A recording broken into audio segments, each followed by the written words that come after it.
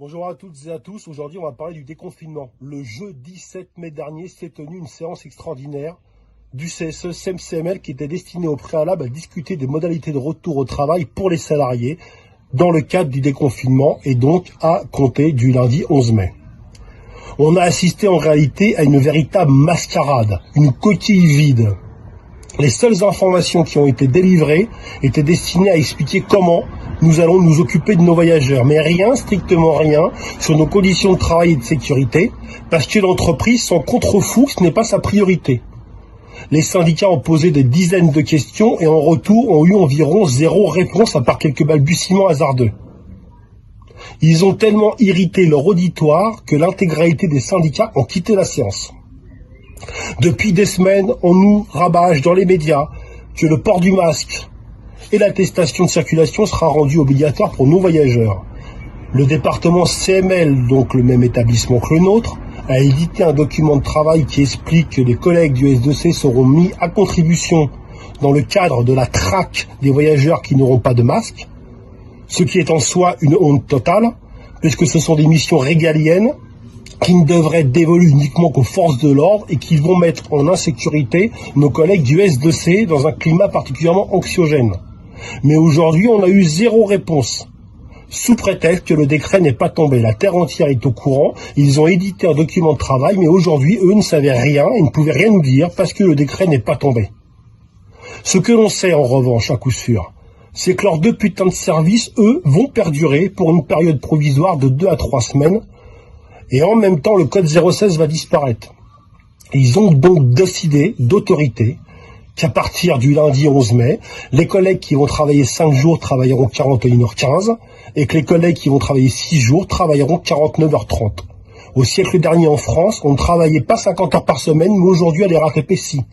Kim Jong-il en a rêvé, la RATP l'a fait.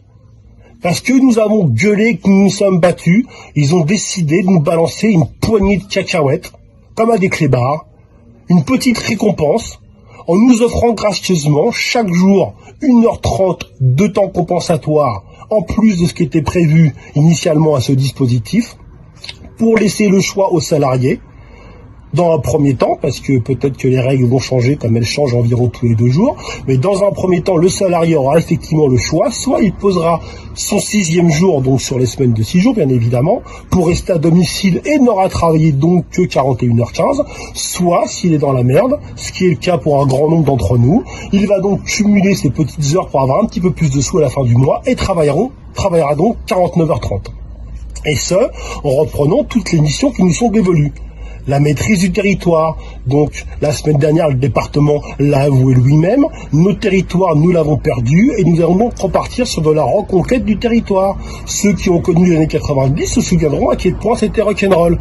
Mais avec une donnée supplémentaire, c'est que les voyous qui vont déferler sur notre réseau à partir de lundi prochain, grâce à ce qui se passe en ce moment, pourront le faire avec le visage couvert et ce, en toute quiétude, puisque le masque sera rendu obligatoire. Ils vont donc avoir encore plus la confiance.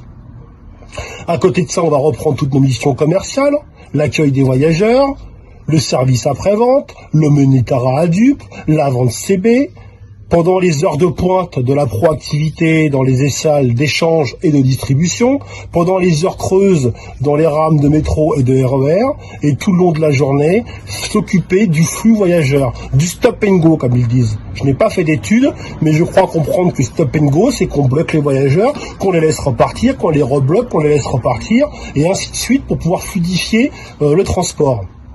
Des voyageurs qui vont arriver dès la prise de service en masse, dans un climat anxiogène après 2 mois de confinement pour pouvoir regagner leur boulot et qu'on va bloquer à l'extérieur parce qu'on ne doit laisser passer qu'un nombre minimum pour ne pas engorger les rames, qu'on va donc bourder à l'extérieur, qu'on va surexciter, surstresser puisqu'ils doivent regagner leur travail qu'ils vont avoir peur de perdre à cause de nous. On va les laisser descendre dans nos réseaux. Ils vont se rendre compte que tout un tas de pôles comme Strasbourg-Saint-Denis ou République, qui sont des gros pôles d'échange de voyageurs, seront fermés. Ça va donc gangréner le chemin usuel qu'ils empruntent depuis des années. On va donc recréer du stress et de l'inquiétude chez cette population-là. Et ensuite, on va les retrouver entre nos mains, où on va faire du stop and go. Mais tout va bien se passer, l'entreprise nous le dit tous les jours. Les technobobos qui nous dirigent, qui sont en télétravail, savent mieux que nous les opérationnels, ils savent que tout va bien se passer. On doit être rassuré, on n'a toujours pas de gants, hein. On sera en collet-serré avec nos voyageurs, on va devoir faire du service après-vente, on n'a toujours pas de gants, mais on aura une belle visière. Pas la visière high-tech des copains du GPSR ou de la maintenance. Nous, c'est la visière low cost. Le petit bout de plastique avec le petit bout de mousse pour protéger le fond et pour récupérer la sueur en passage. L'entreprise n'a rien prévu concernant nos conditions de travail et de sécurité. Elle s'est uniquement focalisée que sur les conditions d'accueil de nos voyageurs. L'entreprise a complètement oublié qu'elle a un devoir de protection à notre égard.